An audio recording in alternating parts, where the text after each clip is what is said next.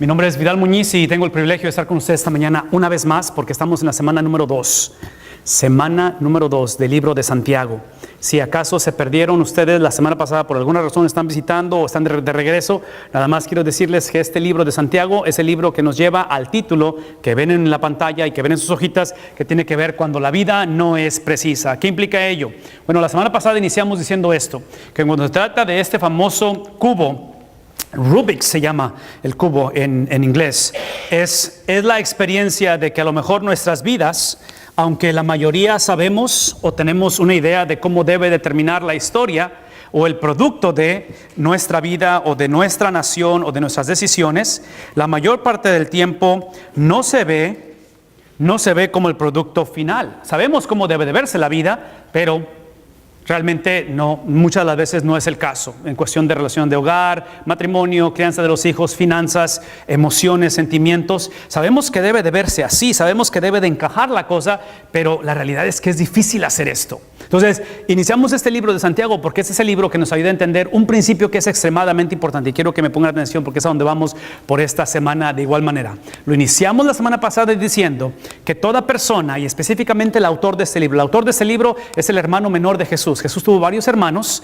y entre ellos, uno de ellos es Santiago, otro es el que escribe el libro antes del libro de Apocalipsis. Si tienen una Biblia pueden ver cuál es el libro antes de Apocalipsis. El autor de ese libro también es medio hermano de Jesús. Entonces Santiago, cuando él se da cuenta que Jesús, su hermano mayor, su hermano o medio hermano en carne o en sangre, es realmente quien decía que era, él se da cuenta que leímos la semana pasada en el versículo 1, capítulo 1, que él es el Señor. Dice Santiago, siervo de Dios y del Señor Jesucristo, de mi hermano mayor. Entonces, él se da cuenta que la relación con Dios tiene sentido, puede ser restaurada en la tierra poniendo nuestra fe en Cristo. El reto para todo aquel que es seguidor de Jesús no es tanto que nuestra relación con Dios sea accesible. El reto es cómo le haces para vivir una relación con Dios en un mundo que se ve así. Ese es el reto. Específicamente la semana pasada leímos versículo 2, versículo 3 y decía que Santiago está escribiendo a los judíos esparcidos en el mundo. ¿Por qué? Porque la persecución arreció, porque años atrás sucedieron los exilios con los asirios, con los babilonios. Entonces Santiago está escribiendo esta carta en un contexto donde él eventualmente, se los dije la semana pasada, él va a morir apedreado. Entonces, ¿qué haces cuando tu vida... Tú sabes que tu relación con Dios la has encontrado, tú sabes que tu relación con Dios es en Cristo Jesús, pero otra vez, emocionalmente, relacionalmente, la condición de nuestro mundo se ve de esa manera y no es precisa o no encajan las cosas. Esa es la razón por qué hablamos de este tema. De tal manera que la semana pasada respondimos a 2 preguntas. Respondimos a el qué, de qué estábamos hablando, les acabo de decir, estamos hablando en un tiempo en el cual hay dificultades, hay carencias, hay persecución, y la otra es ¿por qué? ¿Por qué Dios, si Él ha creado una relación con el hombre perfecta en Cristo Jesús, tenemos una relación perfecta, yo sé que no se siente perfecta todo el tiempo, pero en Cristo hay perfección en la relación con Dios? No hay nada que el hombre pueda hacer o añadir a la relación con Dios, sino simplemente poner su fe en Cristo Jesús. Y eso nos hace, como fue el caso de Abraham en el capítulo 12, en el capítulo 13, 14 y 15 de Génesis, es que dice la Biblia que Abraham creyó en Dios y le fue contado o acreditado por justicia. Lo hizo justo delante de Dios. Entonces, en nuestra condición, la pregunta es, ¿por qué si tenemos una relación con Dios en esta condición que tiene sentido, que sabemos que nuestra morada final es el cielo, ¿por qué es que muchas de las veces la vida no encaja? ¿Y por qué el sufrimiento? Entonces, ese era el por qué está basado en el versículo número 4 que lo vimos la semana pasada. El por qué es porque a través del sufrimiento seremos al final encontrados como perfectos e íntegros. Entonces,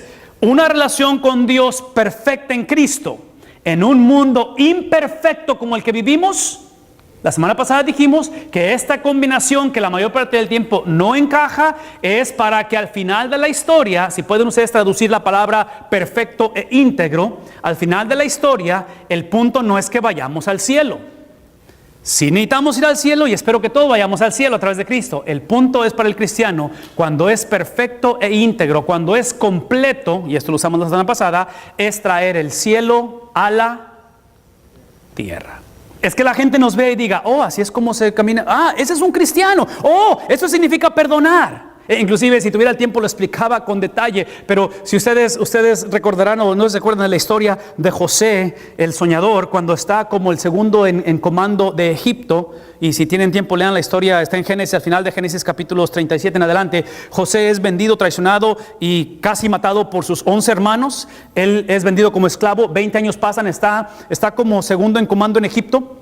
Hay una sequía, 7 vacas gordas, 7 vacas flacas, ¿recuerdan la historia? Entonces, cuando finalmente los hermanos son forzados a venir a Egipto a buscar víveres, los hermanos de José, José los ve. José ya no se ve como aquel jovencito de hace 20 años, 17 años, tenía 37 años de edad ahora, y los ve a los hermanos. Dice la Biblia que él se retira a solas y llora amargamente porque después de 20 años ve a aquellos que causaron mucho dolor en su vida, y la Biblia dice que los restaura. Por favor, escuchen esto.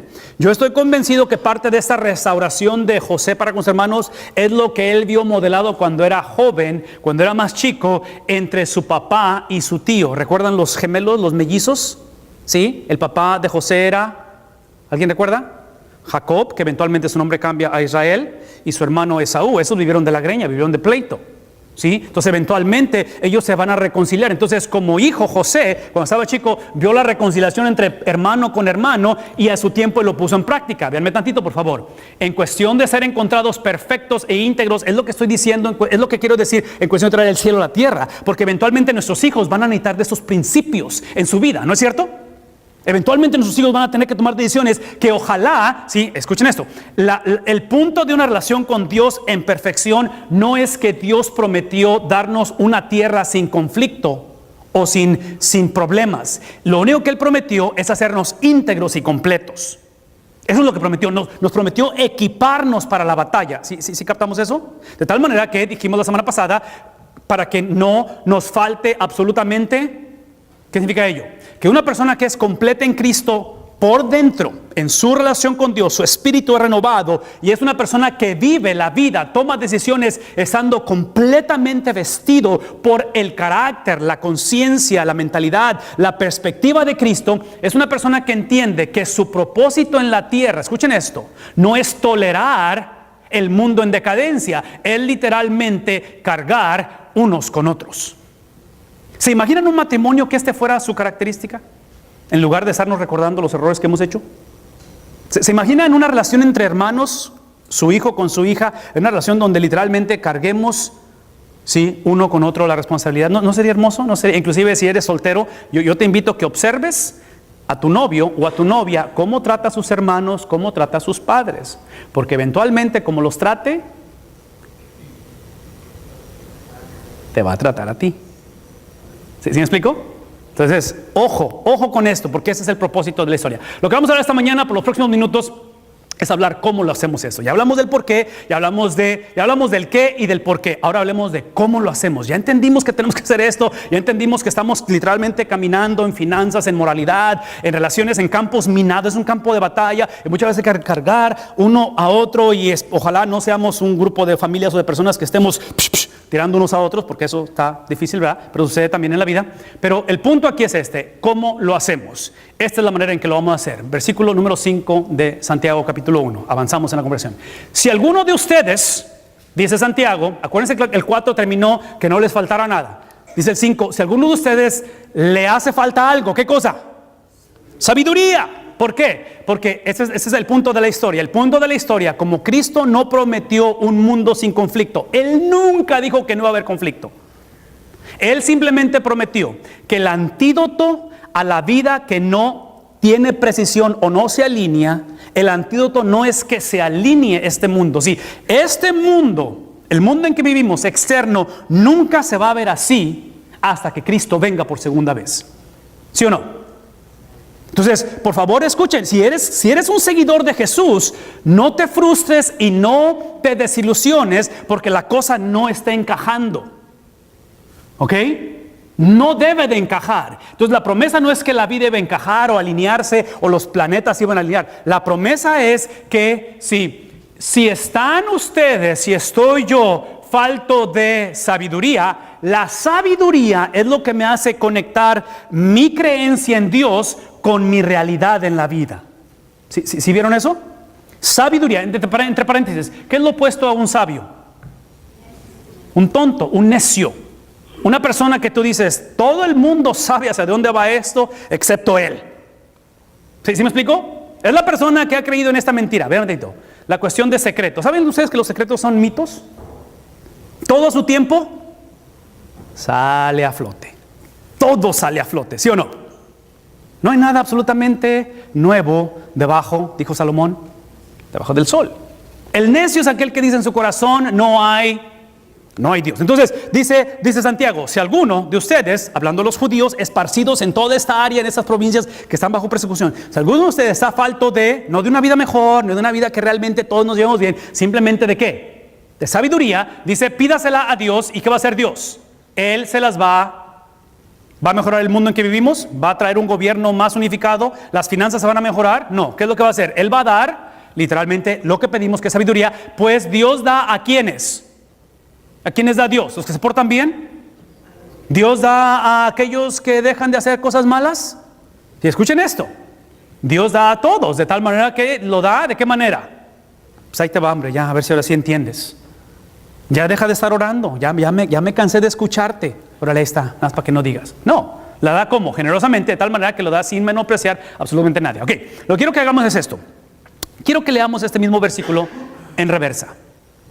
¿Okay? Quiero que lo leamos en dirección opuesta en su sentido. La palabra si alguno, en inglés es la palabra if, si alguno, lo que está diciendo gramaticalmente el autor, en este caso Santiago, está afirmando, no está diciendo si alguno, pero está diciendo esto, como entre ustedes hay algunos que le falta sabiduría.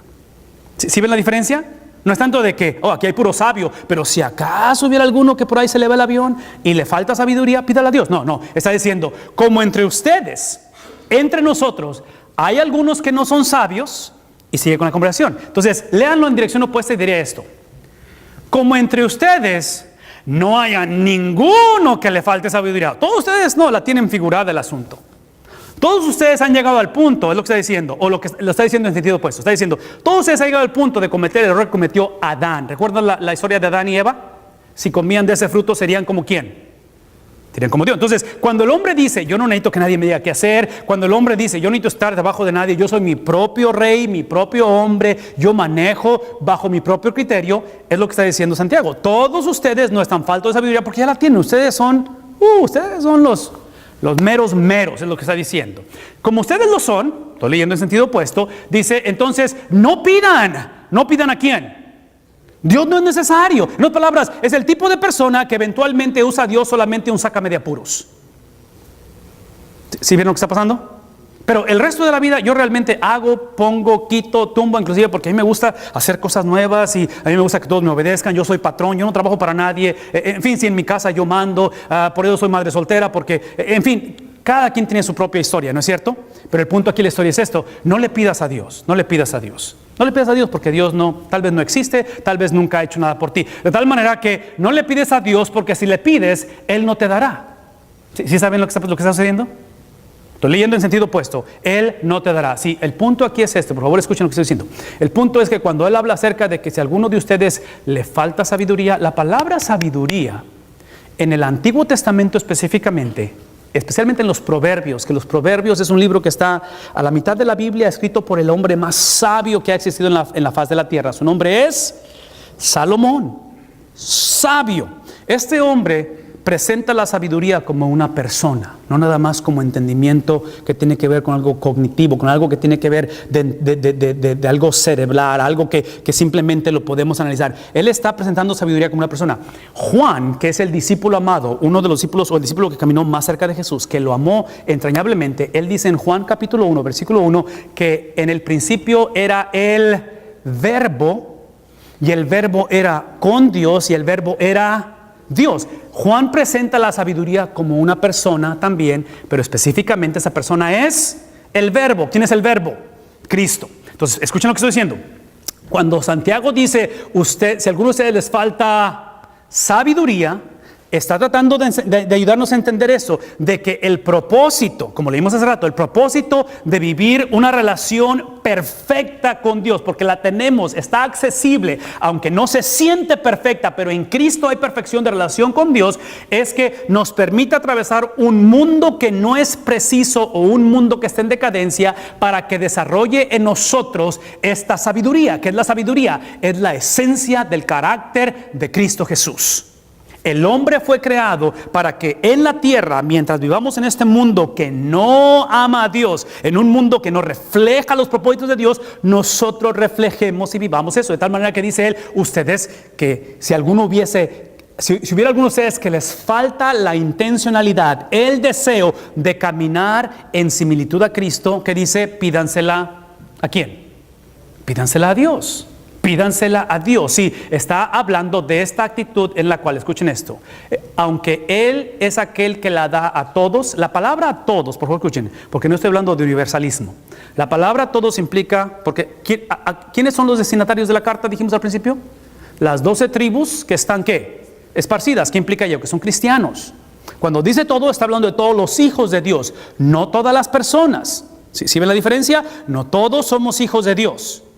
Tenemos que atravesar y poner nuestra confianza en Cristo para ser hijos de Dios. Todo aquel que ha puesto su confianza en Cristo y que espiritualmente su vida tiene sentido, aunque su vida externa a lo mejor no tiene sentido o está batallando, pero todo aquel que ha puesto su confianza es lo que implica en ese todos. Porque, escuchen esto, toda persona que no ha puesto su confianza en Cristo, si tú estás aquí y tú no sabes si eres o no eres, quieres creer pero batallas y todo eso, escucha esto. La invitación es exactamente igual en cuestión de accesibilidad. La diferencia es que la persona que no conoce de Cristo, la sabiduría es Jesús. Tiene que venir a salvación en Cristo. El que ya conoce de Cristo, la sabiduría es similitud a Cristo. ¿Sí vemos la diferencia?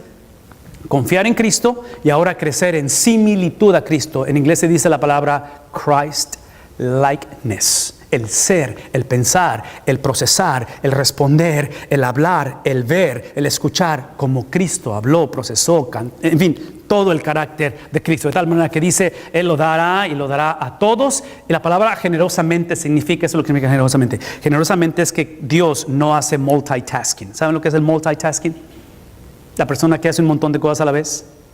Algunos de ustedes son buenos para hacer eso. Algunos de ustedes deben de dejar de hacerlo porque pasan accidentes cuando tratan de estar texteando y manejando. Eso no se hace, ¿sí? Está hablando de un enfoque donde esa generosidad es que Dios literalmente pone todo y detiene todo para literalmente darnos esto que se llama sabiduría. Dios se complace en darnos esto, en darnos esta habilidad de poder crecer en similitud de Cristo, y lo hace de tal manera que no menosprecia a nadie. Él no juega, por favor escuchen, Él no juega favoritismos. No juega favoritismos. Dios lo hace de una manera específica, de una manera general a todo aquel que la pide. Si esta mañana tú estás en este lugar y sientes en tu corazón la necesidad de entregar tu vida a Cristo, el acceso a ese Dios está disponible. No tienes tú que realmente dejar de hacer ciertas cosas. Esos cambios vienen después. Ahorita es simplemente que el amor de Dios, el perdón de Dios, la reconciliación con Dios está accesible a todos. ¿Me explico? Lo da generosamente y lo hace sin menospreciar absolutamente a nadie. En sus hojitas simplemente es sabiduría. Acabo de explicar lo que es sabiduría, tratando de explicar lo que no es sabiduría o lo que es necedad, y ahora explicar en sabiduría. Ahora, cuando hacemos esto, que espero que tenga sentido lo que estamos hablando, y empezamos a navegar esta vida en un mundo corrupto, en un mundo de dificultades, de carencias, de persecución para el caso de la iglesia en este tiempo. Vean lo que dice el versículo 1:6. Pero, aquí empezamos, pero este hombre o esta persona que reconoce que no es sabio, pero reconoce que a través de Cristo puede tener acceso al Padre y pedirle a Dios que le dé sabiduría, y reconoce que antes de pedir está basado en el carácter de Dios, no en mi necesidad, si está basado en que Dios da a todos generosamente y no reprocha a nadie, ese hombre ahora tiene que pedir. ¿De qué manera? ¿Cómo tiene que pedir? Tiene que pedirlo con fe. Ok, hablemos un poquito acerca de la fe. La cuestión de la fe, y esto lo explicamos la semana pasada. La fe, por favor escuchen esto, y tal vez necesitan escribirlo otra vez, tal vez necesitan ponerlo en Facebook o no sé qué hacer con ello, pero hagan algo con respecto a eso, porque aquí es donde nos metemos en problemas. La fe es simplemente la habilidad dada por Dios. La fe es un regalo, la fe no es algo que tú posees, es algo que Dios te da. Dios te concede la habilidad, inclusive eso es parte de la sabiduría, es tener la habilidad de confiar, no en Dios, de confiar en la confiabilidad de Cristo. Fe es la habilidad de decir, Cristo vino a este mundo y Él a través de su obra, sacrificio, muerte en la cruz, resurrección de la tumba, Él tiene la habilidad, esto es confiabilidad, en el trabajo de Cristo, de tal manera que todo lo que tengo que hacer es que yo no puedo por mí mismo ponerme a cuentas con Dios. Yo sé que Dios da sabiduría a todos, Dios da sabiduría a aquel que le pide, Dios se complace en darlo generosamente, pero el problema es que cada vez que yo le pido, tal parece que hago decisiones cada vez más torpes. Entre más trato, no puedo, deseo realmente cambiar, quiero no sentir lo que siento, quiero quitar tentaciones y no puedo, ¿sí? Y esa es la típica actitud de una persona que quiere quitar a Cristo o ponerlo en un lado y decir, yo, porque soy el hijo de, porque mi papá me enseñó, porque yo tengo tanto dinero, porque tengo esta educación, yo puedo literalmente ir a Dios y pedirle que me dé sabiduría, que me ayude. Eso no es lo que está diciendo. Sí, esta cuestión de fe es simplemente reconocer que la única manera de que tu vida espiritual, porque el mundo no va a cambiarse, por favor escuchen esto. La promesa no es que tu matrimonio se va a ver así. La promesa es, solteros, de que vas a encontrar la persona ideal para casarte. Si estás esperando a que un soltero se te ponga enfrente o una chava que se vea así, te vas a quedar solo el resto de la vida, ¿verdad? La promesa, la fe, es decir, Cristo es confiable porque lo que hizo Él es lo que place al Padre. Lo que hizo Cristo, su trabajo, su muerte, su resurrección, es lo que el Padre da como apruebo para que entonces a través de Cristo, y que Cristo es confiable, Cristo hizo, escuchen eso, Cristo hizo lo que yo necesito hacer el resto de la vida, que es, otra vez, lo que leímos en el versículo 4, es ser encontrado íntegro, ser encontrado fiel y completo. ¿Recuerdan la foto del marino? Del marine que está capacitado, eso lo hizo Cristo. Entonces todo lo que estamos haciendo cuando decimos lo vamos a pedir con fe, estoy simplemente diciendo no que yo puedo pedir, no de que yo tengo mucha emoción y que estoy en una crisis donde estoy pidiéndole a Dios que todo es importante y qué bueno que estás pidiendo, pero Dios no tiene ninguna obligación contigo. Véanme tantito, Dios tiene una obligación con el Hijo de que todo lo que pidieres en mi nombre, ¿qué dice? ¿Creyendo qué? No creyendo que lo voy a recibir, creyendo que Él, porque lo dijo Él, por lo que hizo Él, porque Él siempre ha sido fiel, Él es el que me da acceso al Padre. Y si yo tengo acceso al Padre a través de Cristo, ¿sí? Aquí es donde entra. La fe es confiar en la confiabilidad de Cristo. Cristo es confiable. Tú no eres confiable, yo no soy confiable. Inclusive la Biblia lo pone bien claro. Maldito el hombre que confía en el hombre. ¿No es cierto? No es nuestra frustración que decimos, ahora sí este año bajo de peso, este año cambio mis hábitos, este año, ¡pum!, otra vez. Hacemos lo mismo que siempre hemos hecho. Porque religiosamente, pensando que somos cristianos, creemos que ahora Dios nos debe. ¿Sí conectamos eso? Más vale que no me vaya mal, más vale que no pierda el trabajo, más vale que mis hijos se porten bien, más vale. Y así es como oramos con un sentido de entitlement. Actuamos como que si yo soy invencible, a mí nadie me puede decir nada. O lo clásico, escuchen esto, lo más triste es ignorar la confiabilidad de Cristo, poner mi confianza en mi habilidad de buscar a Dios y mi sinceridad, la cual no estoy cuestionando, pero es simplemente acostumbrarme a que nunca desarrollo una relación de confianza en confiabilidad de Cristo el resto de mi vida. En otras palabras, simplemente a Cristo lo uso como aquel que puede salvarme del infierno, pero no aquel que me puede dar la habilidad de traer el cielo a la tierra. ¿Sí vieron la diferencia? Cristo muchos lo usamos simplemente para evadir el infierno, pero no para traer el cielo a la tierra, no para experimentar esta sabiduría en su totalidad. De tal manera que esta mañana muchos de nosotros, tristemente, estamos haciendo y tomando decisiones como necios, aún como cristianos, y la clásica es: nadie me puede juzgar, it's none of your business. Es que así soy yo, ella sabía antes de casarme. ¿Sí me explico? Luego nos ponemos defensivos porque no entendemos que la sabiduría es literalmente la habilidad de poder traer el cielo a la tierra, de perdonar lo que es imperdonable, de restaurar lo que no debió haber sido restaurado. Es el tipo de persona que se deja guiar por sus emociones en lugar de la santidad de Cristo Jesús. De tal manera que, una vez más, esta cuestión en sus hojitas es lo que yo llamaría el amor incondicional. Amor incondicional de Dios. Escuchen esto. Amor incondicional de Dios. No escribanle de abajo todavía. Imaginen que no está la de abajo, nada más la de arriba. Amor incondicional de Dios es la habilidad que Dios te da porque te ama de poner tu confianza no en Dios, no en ti, pero en la confiabilidad de ¿quién?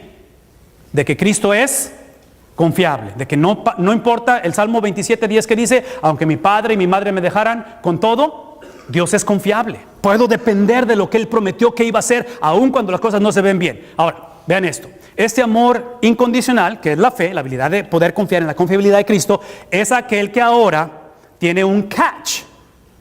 Entonces no es realmente incondicional, ¿sí? Ese amor incondicional produce una relación condicional, que es lo que está ahí en sus hojitas. El amor incondicional, este amor que Dios tiene, que todo aquel que pide, Dios lo da generosamente sin considerar nada en reproche, es aquel que no es simplemente un free pass, así, de que simplemente yo puedo hacer lo que yo quiera. No, es una relación condicional porque vean lo que dice, es aquel que pide con fe. Fe es poner mi confianza o poner mi dependencia en la confiabilidad de Jesús, de tal manera que ese mismo es aquel que tiene la habilidad de no, ¿qué cosa? No dudar. Ahora, seamos honestos. ¿Se ve la cosa insegura hoy en día para nuestro mundo? Yo no sé cuántos de ustedes ya llegaron a los 40, pero llegando a los 40 de edad la cosa cambia físicamente. Todo cambia, ya no es la misma fuerza de antes. Necesitas 3 días para recuperarte una desvelada. Antes te las aventabas como si nada, ¿no es cierto? Porque todo cambia y este mundo nos afecta, va en decadencia el asunto. Entonces, ¿qué hacer? La cuestión de dudar es nuestra naturaleza. Por favor, escuchen esto. Toda persona, y aquí está el reto para nosotros, toda persona que convenencieramente simplemente pone su fe en Dios, sin poner su fe en la confiabilidad de Cristo, porque Él tiene acceso al Padre y Él es mi acceso al Padre, es el tipo de persona que se conforma en simplemente no dudar de sí mismo. Es aquella persona que dice, oh, yo estoy bien cimentado, yo por eso leo la Biblia todo el tiempo, yo por eso oro todo el tiempo, yo por eso estoy en la iglesia todo el tiempo. ¿Sí me explico? Es el tipo de persona que se preocupa, vean, es el que se preocupa de que Dios, como luego decimos, no lo agarre en la maroma. Y nomás con que yo no tenga cola que me pisen, como decimos. ¿Recuerdan el apóstol Pablo? Leímos esto hace 2 semanas. Pablo dice, y empieza a hablar Pablo acerca de que es hebreo de hebreos, de la tribu de Benjamín, circuncidado en el 8º día, bla, bla, bla, bla. Y en cuanto a la ley dice, irreprochable. Pablo nunca dijo que él estaba sin pecado. Pablo simplemente dijo que él, cuando pecaba, tenía el sacrificio perfecto para cuando pecaba. ¿Sí ven lo que está pasando aquí?